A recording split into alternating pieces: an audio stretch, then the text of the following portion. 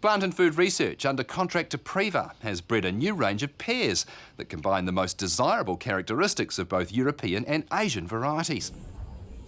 The first selection from this new family of pears is called Peekaboo and is in the process of being commercialised in New Zealand and Australia.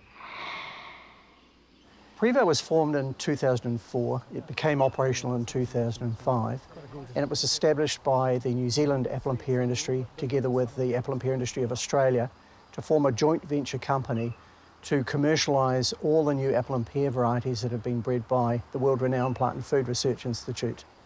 We've been going now for nearly 9 years, and we were established to deliver competitive advantage to our two industries. Both industries need novel new varieties to develop new markets and to meet changing consumer and market needs. So the breeding program delivers a first early mover advantage to our New Zealand and Australian apple and pear growers, and also a competitive advantage to get them to market first. Plant and Food have an international pedigree. They've been very successful in bringing new products to the global marketplace, and New Zealand is renowned at industry level as a very innovative one. So the apples that they have developed and have been commercialised, for example, Jazz and Envy, are known around the world, and Prevar has been fortunate to release 4 apples since those two products hit the marketplace. Globally, pears are challenged. The category is lagging behind other fruits. Consumers are challenged by the products that are being presented to them. They're not sure if they are going to ripen on time and ripen well.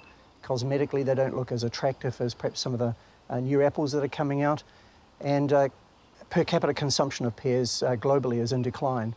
So we wanted to develop products that are going to recapture that space, be innovative and attract consumer attention, hopefully lift the pear category out of the doldrums.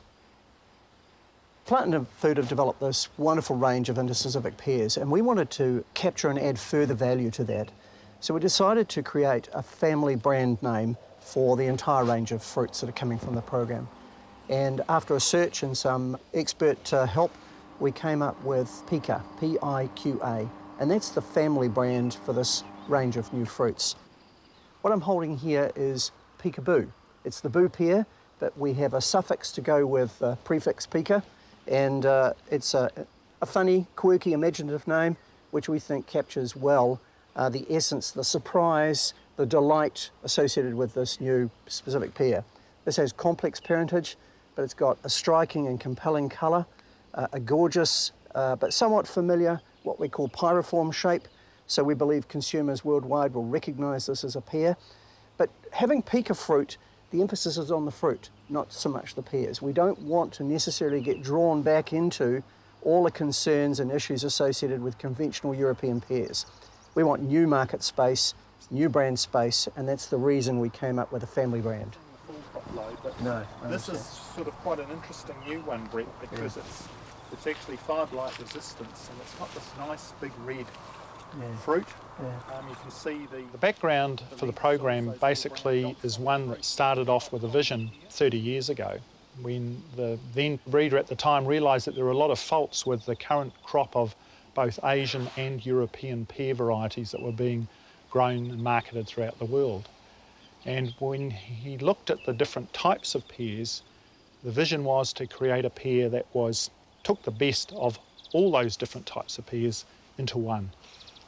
The original program started off relatively small in the mid-1980s, but it's basically expanded around about 2000, and we just focused on those interspecific pears, that whole bringing together the crosses from different species. We're into our 3rd generation with the Piqa family and that Peekaboo variety. We've actually got now with Peekaboo a great eating pear, stores for a long time, long shelf life, good looking. But I think there are areas that can be improved around productivity. We need to increase that for growers. We need to also focus on some resistance to some of the serious diseases that are around in the orcharding area. And also we want to take advantage of the range of flavours that we're getting out of the pears now, something that we didn't really predict as occurring, whereby we don't just get a classical European pear flavour in some of the selections, but we get a whole range from tropical, stone fruit and so on. We want to take advantage of that, produce pears with a range of different flavours. The real emphasis of the selections to date have been around just a few trees. Down in Nelson was where the original seedling was selected. We have fruit grown in Hawke's Bay and Nelson assessed in the laboratory, basically by a few what we call expert breeders, expert tasters. But now it's getting into the stage where we've got around about 300 trees grown throughout New Zealand being tested on, and including grower orchards and PFR orchards.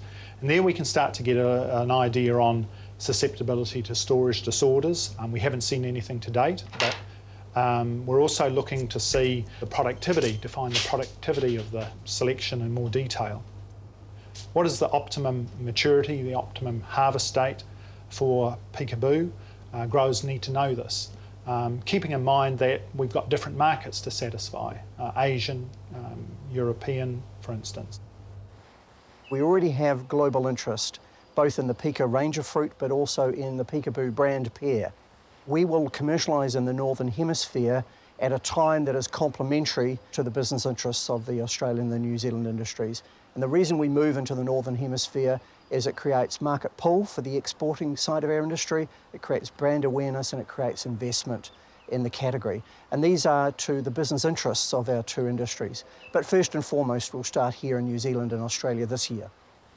I would imagine that it would not be unreasonable to expect several 100,000 trees to be planted in each of our two countries over the next 5 to 8 years.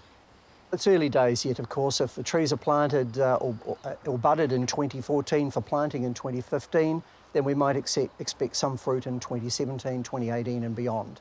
So we are still some years away, unfortunately, from having product for consumers in New Zealand to try.